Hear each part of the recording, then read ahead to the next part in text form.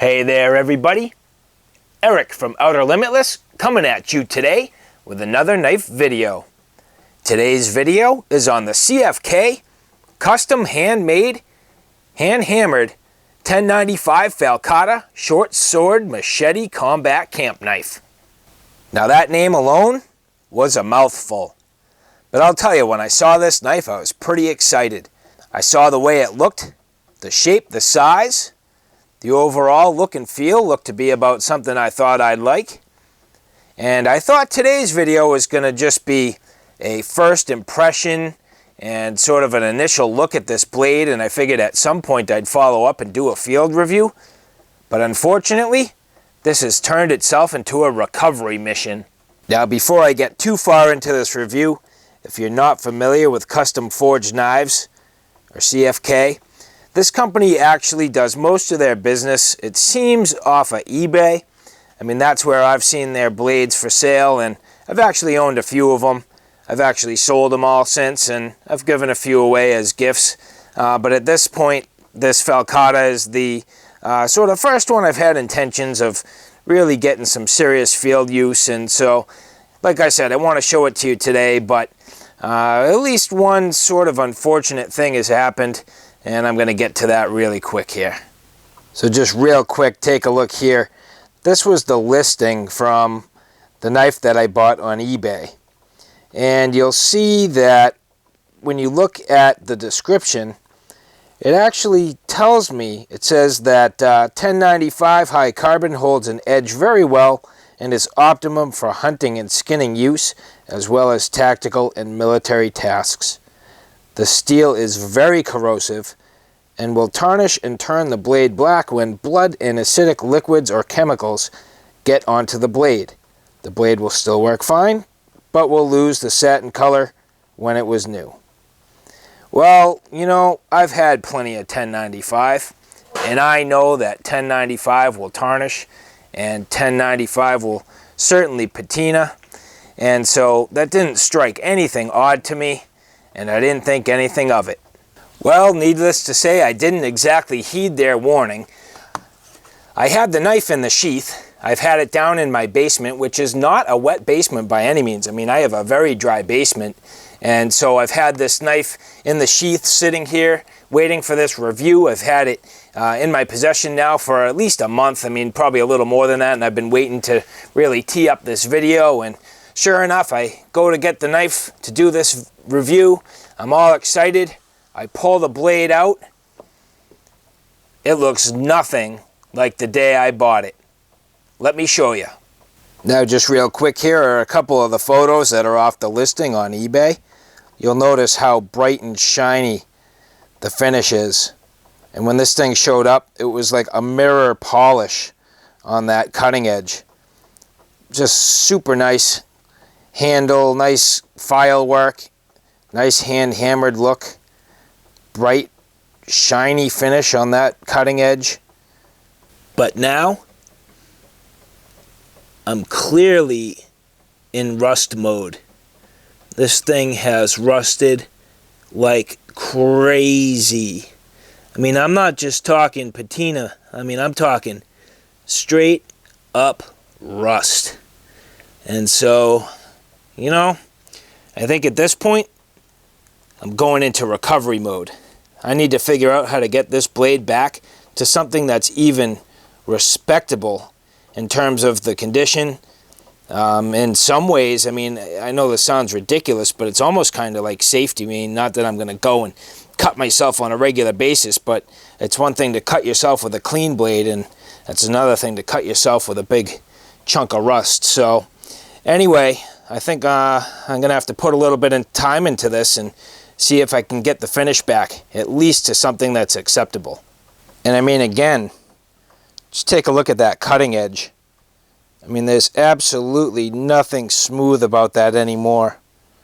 You'll see that there's real heavy rust on the front of this blade, and so, you know, especially up towards the tip. So I got to get this kind of back to something respectable. I know it's going to take a little bit of work. I also know I can do it, so it's time to get my gear going and my tools and try to get this thing tuned up. Now the other thing that happened was, if this blade looked like this from sitting in the sheath, it made me nervous about all my other blades I had sitting in the sheaths down here, especially, all the high carbon ones. And so I checked them and all the rest of them are fine. I wonder if maybe I should have got a coat of grease on this thing right off the get-go just to help protect it while it was sitting here. But since then I've taken all my other blades out of the sheaths just to make sure that they don't rust or patina on me while they're sitting around. I got a coat of grease on them, so at least I know the rest of my blades are protected. Now most projects I do like this, I will experiment a little bit. I mean, it's not every day I'm taking rust off a blade like this, so I don't necessarily know right off the get-go what the best thing to do is. I'd love to be able to just shine this up and get it back to something reasonable without doing too much in the way of heavy sanding or anything like that. So I figured for the first step, I might as well just take it easy, try to go with an aggressive buffing wheel, see if I can get some of the surface rust off and see how deep the penetration is. And then if I need to go a little more aggressive, I can try that afterwards. But for now, it's going to be a start with the buffing wheel.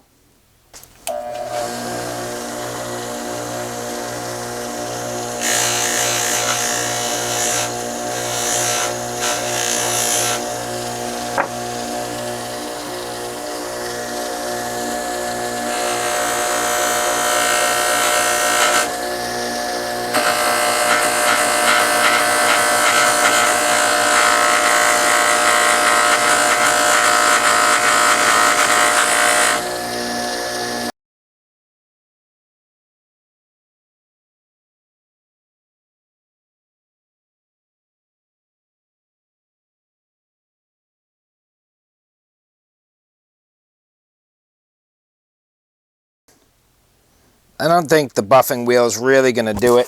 Unfortunately, this rust is too deep. I mean, I did get some areas kind of polished off, but it's certainly not good enough or not the results that I'm looking for. I mean, I can see some spots that are cleaned up and that edge is starting to come back, but I do have a lot of work to go, and it's going to take way too long and maybe not even be aggressive enough on that buffing wheel. So I need to come up with my next means of attack. If I'm going to get more aggressive, I think I'm going to start going with steel wool. Now I have to be honest with myself. I know I'm really going to start to mess up this cutting edge, but that's okay because I can put it back on afterwards. I just really need to get this thing cleaned up and to the point where, I feel pretty good about it, and then I'll worry about the edge later. But for now, let's just start getting the rust off this blade. I'm just going to use a tiny bit of oil just to try to kind of keep it a little bit lubricated while I do this, and hopefully this will be all it needs.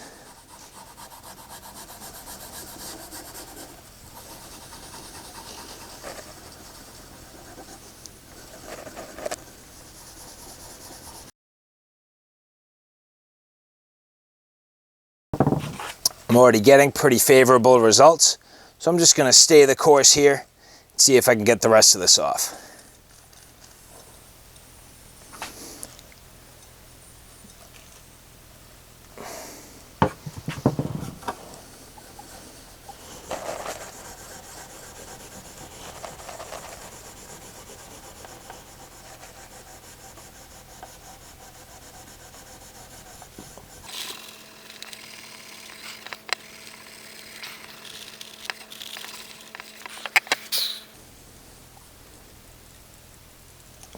Now on to the other side.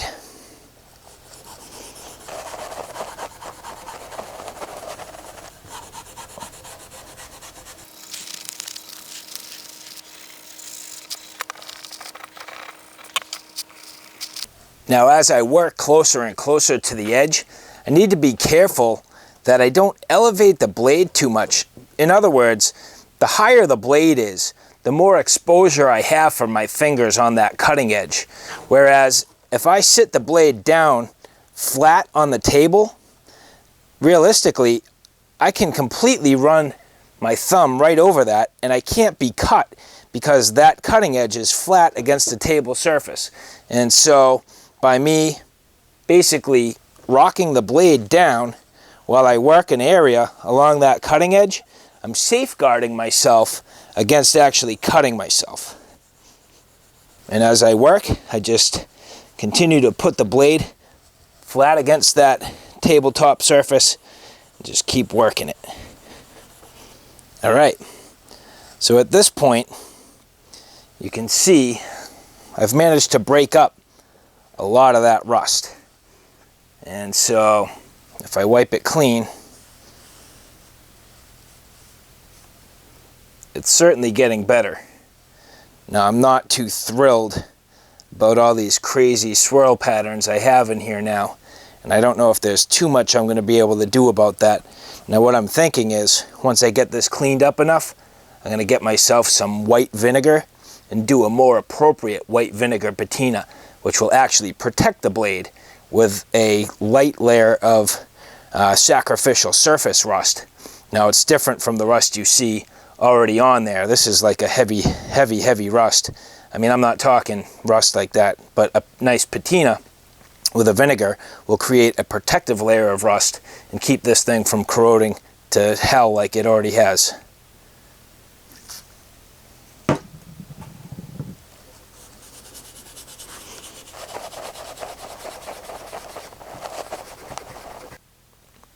All right, so at this point, this is about as far as I could take it with the oil and the steel wool.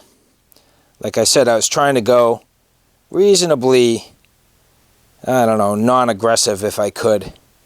So I was just trying to go kind of easy, take off what I could, see how far I could make it down. And you can see there's a good amount of rust still left on this blade. So what I opted to do was take a fine sanding block,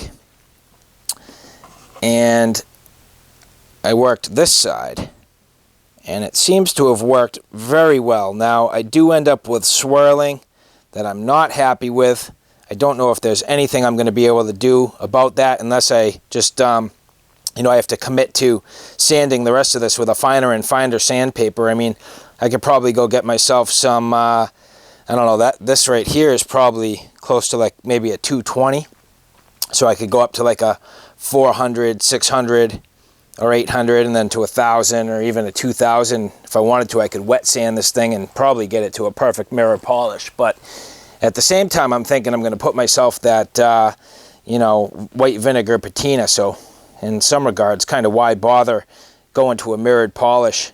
But at least I got all the rust off, and I'm starting to feel pretty good about that. So I'm going to finish up with the sandpaper here, get this as close as I can, and then hopefully get a coating of oil on this for the night, and I'll see about getting me some white vinegar to finish this thing up.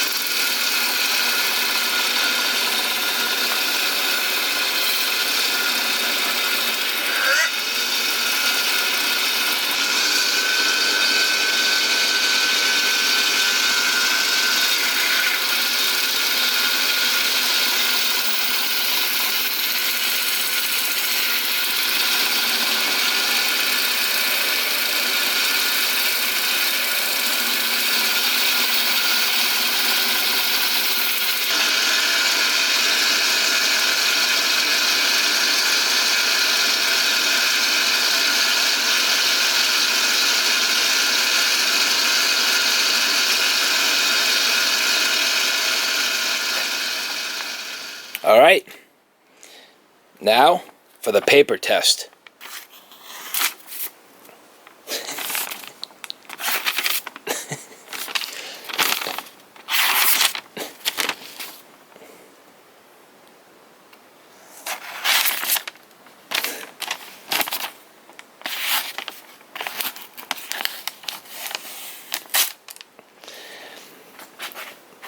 You can tell I'm in deep trouble right now. Now, even though this is completely dull, there is one bit of good news here, and that is I'm about as stubborn as it gets.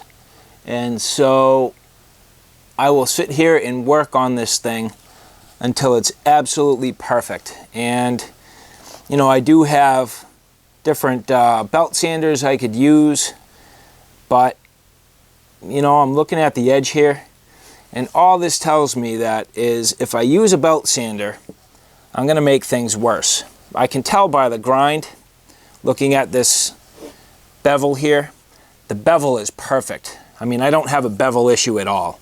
What I have is a rolling issue right now. I mean, this thing is just completely dull because I've sanded it and, you know, I used the steel wool. And so, you know, this has to be basically on a microscopic level that this thing is not sharp. I mean, looking at it right here, it looks pretty good. I mean, it was sharp before, I could tell you that for sure. When I first got this thing, oh my God, the thing was perfectly sharp. I mean, I never really used it, but you know, I put it in the sheath and then it rusted to hell. So anyway, I have a few different methods for sharpening here.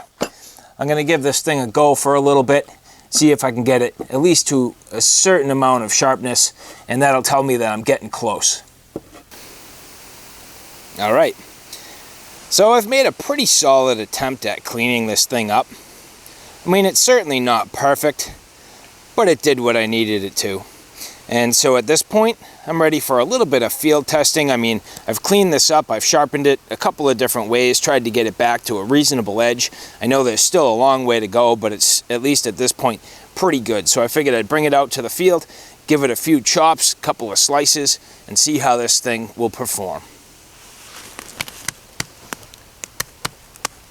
Now this wood is pretty punky that I'm chopping on here, so this is not a good test by any means, but actually pretty cool to get some prying in here.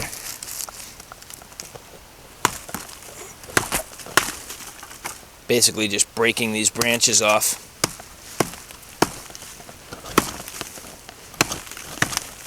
Totally obliterating this wood. I mean, this is so punky. This is a horrible example.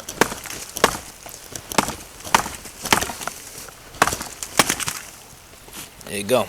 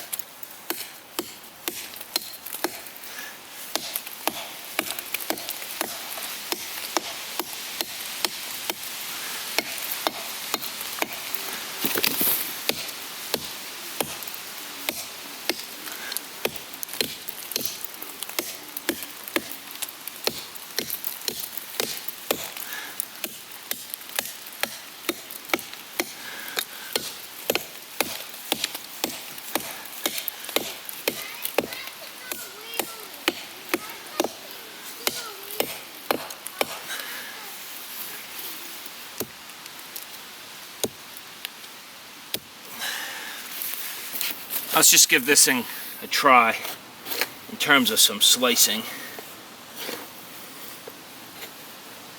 Unfortunately, the blade feels like it's just glancing along this wood. I mean, it's doing all right a little bit, but pretty much just glancing.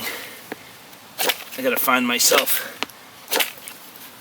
something more suitable to test. All right, so now in terms of the carving capability, I got some dead dry wood here. Man, this is gonna be tough.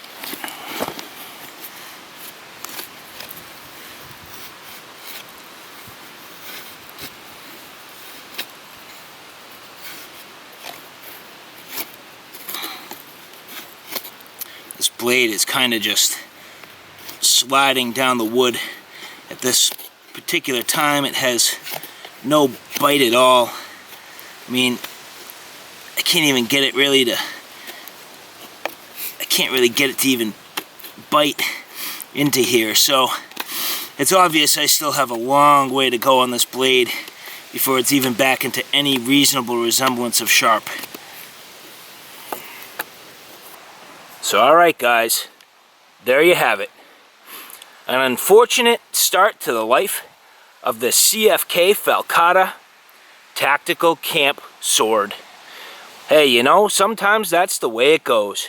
You live and learn. The way I look at it is, everything's a lesson.